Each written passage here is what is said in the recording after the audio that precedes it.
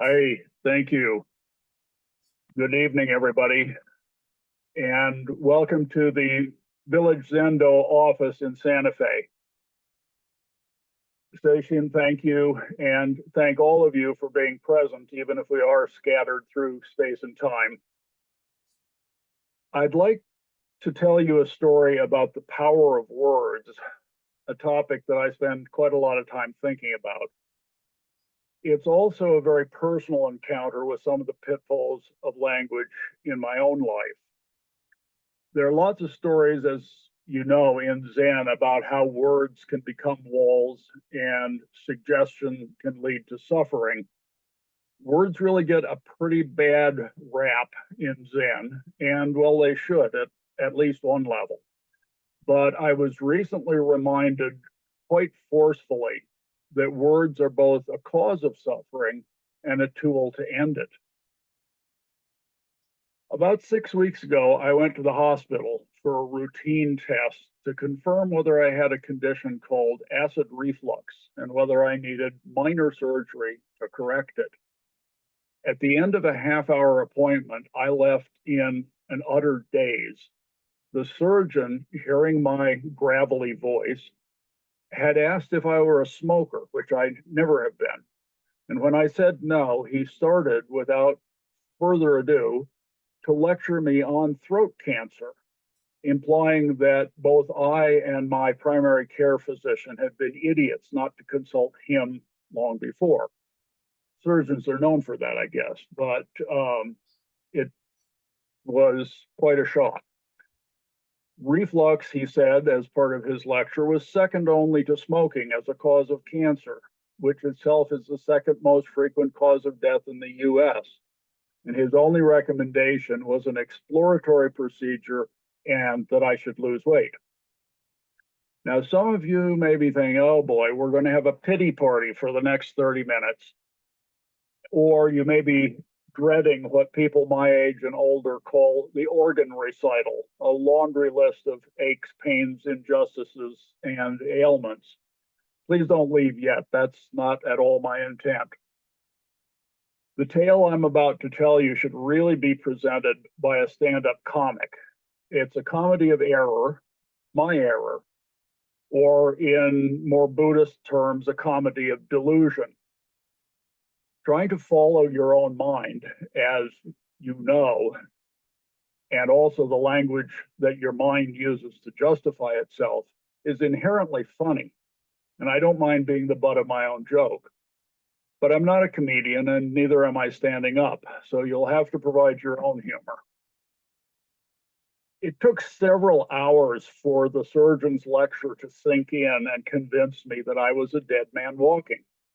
I'm serious, not being a comedian. In the meantime, I managed to suppress the bad news and attend a party for Fat Tuesday, which, as you may know, is a pre-Lent celebration for leaving behind the pleasures of the flesh. The irony didn't strike me until later. By the next morning, sleep had dismantled my defenses, and I woke up terrified. Death had become an imminent fact for the first time in my life. Now, oddly, I wasn't worried about death per se. I was terminally upset about being cheated of the time that I'd counted on to finish all the projects I have going. And I mean freaked out. So I lay in bed, moaned, groaned, raged, and eventually cried myself out, which is a state not too different from the after effects of intensive zazen. Both are embodied conditions in which the mind relaxes into silence and the body can make itself heard. Lucky for me. From a Zen perspective, the shock of confronting the great matter not only concentrates the mind, but shuts off its worst habits. Physically exhausted, I really had no further energy for worry and speculation. Did the doctor see some telltale symptom and refuse to tell me? Why would he have lectured me about cancer unless he knew I was doomed? Did the receptionist know too? She seemed awfully eager to find me a quick appointment for follow-up. Was waiting a week going to be fatal? My body told me in no uncertain terms that these were irrelevancies. Now, the first bit of body wisdom was a little startling. You're fat, said my body. Okay, granted, I did gain the infamous pandemic 20 pounds and seemed to be continuing in that unwanted direction. But what's body shaming got to do with it, I thought. I soon won't have one to be ashamed of. But the wise body had a different point to make. If you were really sick with cancer, you wouldn't be gaining weight. As I started to check in with my body, I was struck by the fact that I didn't feel as sick as esophageal cancer ought to make me. Maybe I was fooling myself, but I felt uncomfortable, not deathly ill. The voice in which this awareness presented itself was completely neutral in tone. And that's something I've learned to use as a distinction between genuine intuitive knowing and plain old worries. For me, intuitions are calm, neither good nor bad. Worries are always attached to, oh my God, damn it, why me, blah, blah, blah. The gut certainty that I was doomed was couched in intense and entirely negative emotions. The logic of that the fears were likely unfounded, took a while to dawn on me. Now, you probably recognize what I couldn't at first, that the words and stories I was telling myself were causing my suffering. Based on the words of an expert, which were plausible, I was completely convinced I was going to die. I made the classic mistake, too, of doom scrolling through websites about cancer. They told me that if you detect this kind of cancer soon enough, then before it spreads, you have a 50-50 chance of living for 5 years afterwards. Pretty discouraging statistic. But I realized it was only a statistic, and in Zen terms, only some words. So I began recalling what I've learned about words from Zen practice. Interestingly enough, it was my body awareness that was pushing me to consider how words work. From the standpoint of body awareness, the words of the surgeon and the several thousand I'd heaped on top of those were insubstantial as steam from a boiling pot. Don't get me wrong, words are wonderful things to use once you master them. They and any other type of symbol, like images or numbers, seem to me to be markers that represent pieces of the world. And their main use seems to me, again, to be when we want to consider what if situations. So rather than having to erect a building and wait 5 years to see whether it falls down, we can what if with drawings and numbers that stand in for physical beams and posts and test its performance in a simulation. But that simulation doesn't really have reality value. It's what if, and it excludes many possibilities. Similarly, we can say to ourselves, what if I say thus and such to my boss? Am I more likely to be praised or be in deep doo-doo? You don't try this out on your boss, you try it out on your word symbol of your boss in your head, which is much safer. And that is a big part of the nature of words. By using words as imaginary markers, we save ourselves literally having to do the tests. This is the basis of a lot of planning and science, but it has huge pitfalls, particularly the risk of attaching to words as if they were facts. Guilty as charged. To be able to what if about things that involve me, it's necessary to adopt a placeholder for my person, a cardboard cutout by the name of I.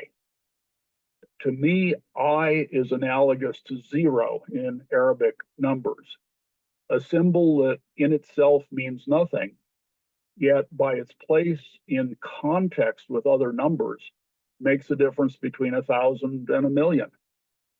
Unfortunately, I, instead of being a zero, often turns into a fixed thing that the person is ruled by rather than vice versa.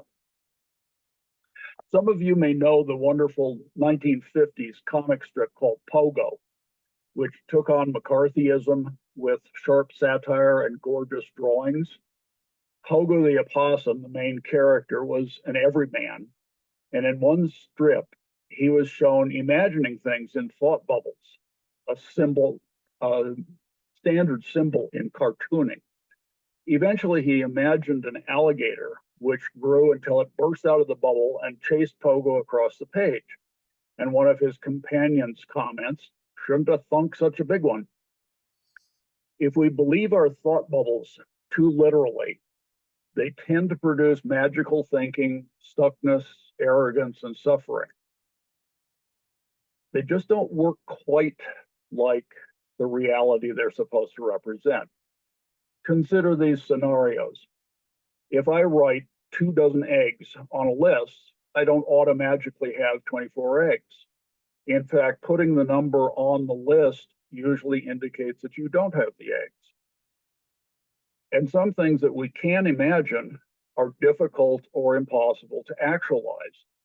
It's easy to figure out in numbers that half of a recipe that calls for 7 eggs will be 3.5 eggs. It's much more difficult to actually produce a half egg.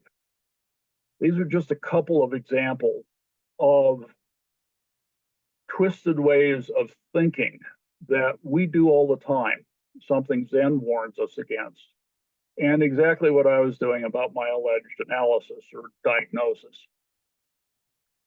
I've been a worrywart since I was about 4. Maybe I was born that way. My brain's always on the lookout for danger. Neurobiologists say that this is an evolutionary trait in all of us that makes us filter out harmless input and accentuate any perceived threat. So I was rather surprised at what happened next. I made a mental list of all the surgeon's assertions and asked myself what evidence there was for each of them. The answer was not much. I looked at each assertion as a wandering thought, a product of monkey mind rather than a logically proven reality. And I recalled how every perception and every word that conveys perceptions is partially invisible. We see the front side, but not the back. And we also fail to see ourselves seeing, to watch ourselves using words and names for things. I'm not actually sure how I was able to recall these downsides of verbal thought in the midst of my self-induced panic. But as a result, I said to myself, I refuse to spend the next several weeks of my life being terrorized by unsubstantiated opinions. Those weeks may be the last days of my life, or the test may come back negative, which means positive. In either case, I'm not going to allow those words to intrude on my existence until and unless they're backed up some way. And to my very great surprise, I was actually able to dispel my fear by recalling what I knew about the nature of words. It seems a very intellectual way of doing so, but it worked for me. And for me, at least, it came straight out of Zen teaching. A month later came the hardest part. I got the actual test results and found them so full of jargon that I couldn't be clear whether I was okay or not. I started hearing echoes in my mind of the 5 stages of grieving, denial, anger, bargaining, depression, and acceptance. I'll eat all my lima beans forever if you make it not cancerous. I finally had to ask the doctor twice for a clear, simple summary of the results. And here's the joke, it turned out to be nothing at all. A few days later, the universe sent me another situation for comparison. I have a small wart on the back of one hand. It got swollen, so I went to see an urgent care doctor. He said very calmly, it might be a wart, but could also be something called squamous cell carcinoma. And before you worry, he said, there's only a 10% chance of such things being cancerous and a 10% chance of those cancerous ones being fatal. So you have a 99% chance of it being perfectly treatable. It needs specialist attention, but nothing too urgent. This was right speech manifested where it could do the most good. This man's summary, compared to the unskillfulness of the surgeon, left me feeling clear, hopeful, and seen. He didn't try to hide the potential problem from me, but gave me clear and straightforward estimates of how important it was likely to be. He was comfortable with not knowing. The surgeon seemed to have to know everything. And the urgent care doc was quite intimate with my fears and concerns without my having to explain them. Words matter. In this case, the difference between the two doctors triggered totally different reactions in me, one of which was, for a short while, serious suffering, and the other one was immediate relief. But there is, even among practitioners of Zen, widespread misinterpretation of slogans like, he who speaks does not know, or beyond words and phrases. These are classic and very valuable teachings, but they often lead people to be completely negative about words. I was surprised by how potent a remedy for terror and worry words could actually be. And hard on the heels of that lesson, I was reminded how compassionate and supportive words can be. I was, of course, lucky. My brush with cancer turned out to be a self-inflicted rumor. I don't know whether I'd be able to use the same lessons if someday another surgeon gives me unequivocally hard and harsh news. Some of you may well have been in that position, and I hope I haven't in any way diminished that challenge, which I evaded for the time being. But what I confronted was my own self-injury through words. I'd like to finish with a quote from a book by Victor Sogen Hori. It's called Zen Sand, published by the University of Hawaii. It's a kind of dictionary of expressions used in koans and other Zen speech. That isn't a topic of interest to everybody by any means, but I highly recommend Hori's introductory essay. It's as clear and succinct an exposition as I've seen of Zen's love-hate relationship with words. Zen practice, he says, is not a breaking out of language into a realm of silence, but a sophisticated use of language to express and realize awakening. Zen seeks not freedom from language by rejecting it, but freedom in language by mastering it. I hope these words may be of value. Thank you very much.